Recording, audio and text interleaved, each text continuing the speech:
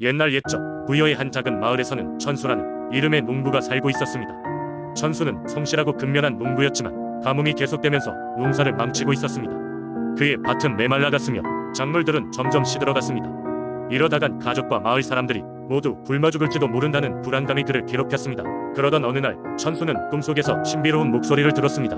그 목소리는 그에게 강가로 가서 영왕에게 도움을 청하라고 하였습니다. 처음에는 꿈이라 대수롭지 않게 여겼지만 같은 꿈을 여러 번 꾸자 이상한 운명에 이끌리는 기분이 들었습니다.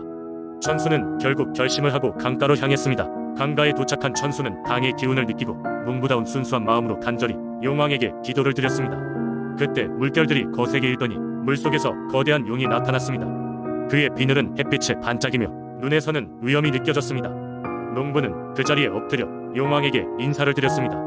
천수야, 내가 너의 마음을 헤아렸노라. 용왕이 말했습니다. 너의 성실함과 마을에 대한 사랑을 보아 너를 도와주려 했노라. 그러나 너도 나에게 작은 도움을 줘야 한다. 천수는 용왕이 원한다면 무엇이든 도와드리겠다고 약속했습니다. 그러자 용왕은 강의 근처에 있는 오래된 신목에 대해 말했습니다. 외세의 침략 이후 신목의 기운이 줄어들어 마을의 영혼이 약해졌다고 했습니다. 천수가 그 신목을 정성으로 보살피고 사람들에게 신목의 중요성을 일깨워준다면 용왕은 물을 흐르게 하여 마을의 농작물들이 다시금 자랄 수 있도록 도와주겠다고 약속했습니다. 천수는 바로 그날부터 신목 근처를 정화하고 마을 사람들에게 신목을 돌보는 방법을 가르쳤습니다. 마을 사람들은 천수의 노력에 감명을 받아 하나둘 동참하게 되었습니다. 그리고 얼마 지나지 않아 신목은 다시 힘을 되찾았고 강물은 마을을 적시기 시작했습니다. 마을에는 다시 활기가 돌았고 작물들은 무럭무럭 자라났습니다.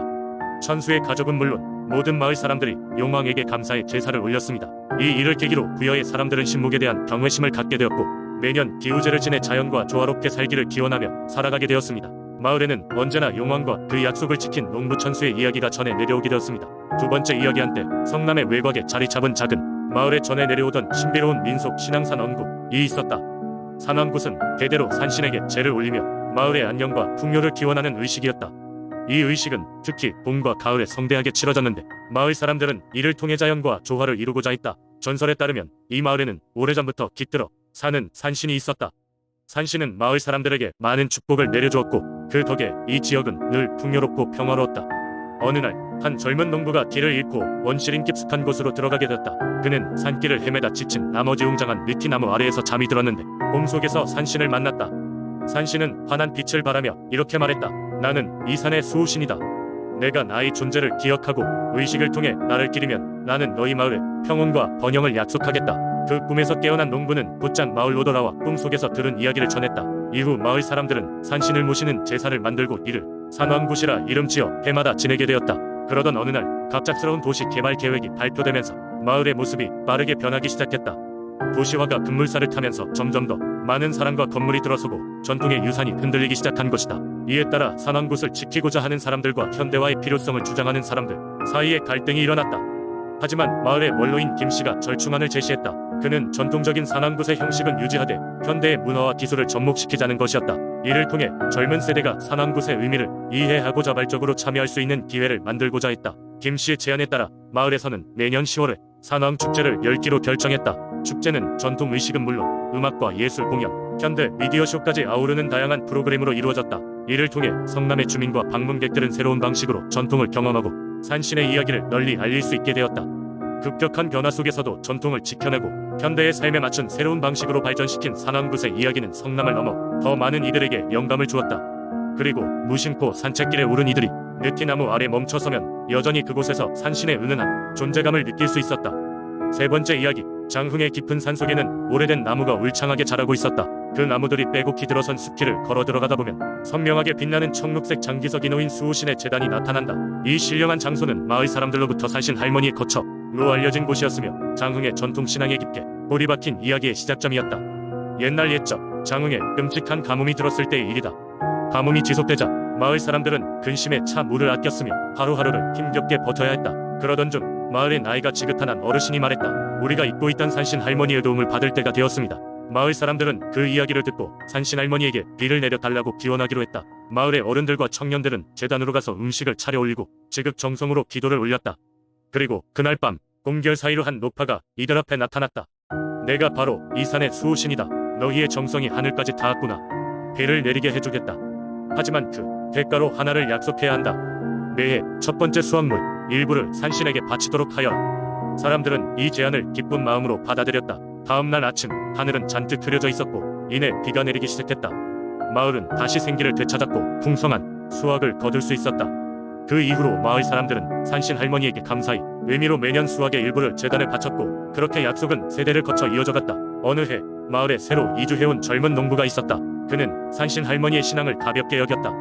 옛날이나 그렇지 지금은 과학이 발전한 시대 아닙니까? 매년 이렇게 하는 것은 의미 없어 보입니다. 하지만 그의 태도는 곧 마을에 큰 화를 불러왔다.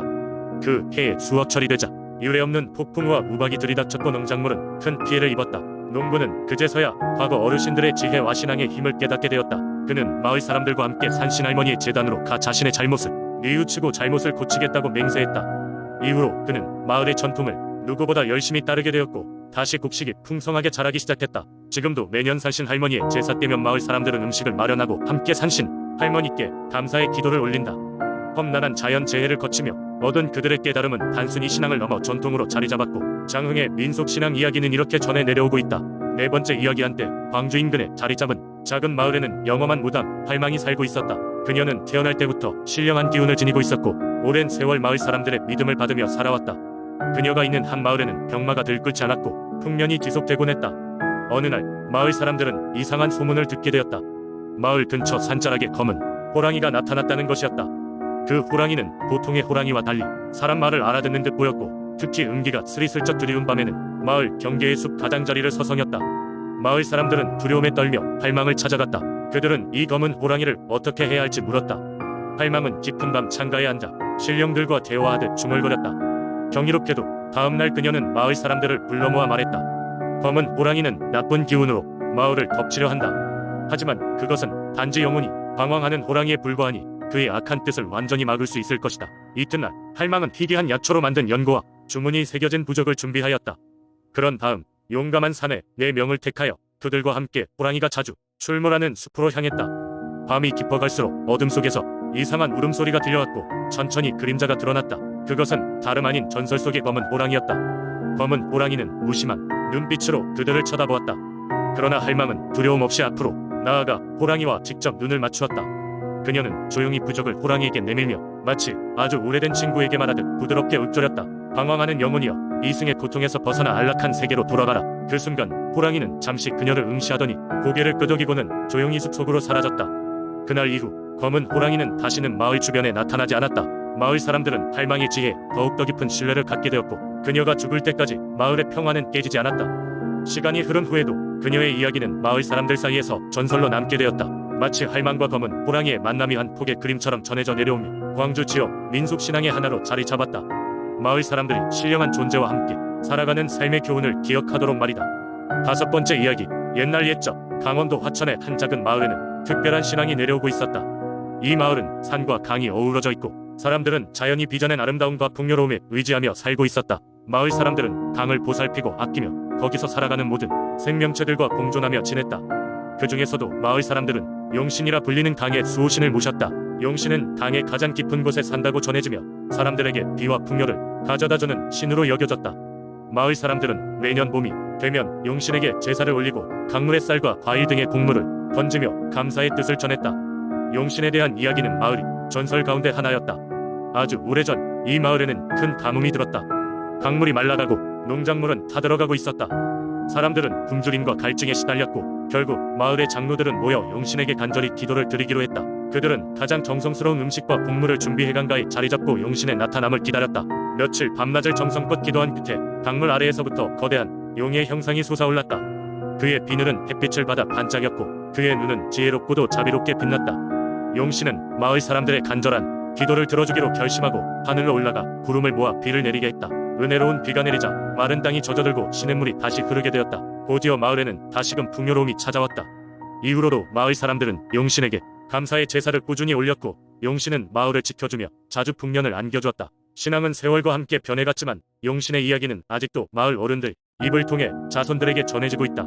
마을의 아이들은 할머니의 무릎에 앉아 이 이야기를 듣고는 눈을 반짝이며 용신의 용맹함과 은혜로움을 상상하곤 했다. 오늘날도 화천의 많은 주민들은 여전히 강물 아끼며 자연과 함께하는 삶을 소중히 여긴다. 용신의 전설은 단순한 이야기를 넘어 자연을 사랑하고 조화를 이루며 살아가야 한다는 중요한 교훈으로 자리 잡고 있다.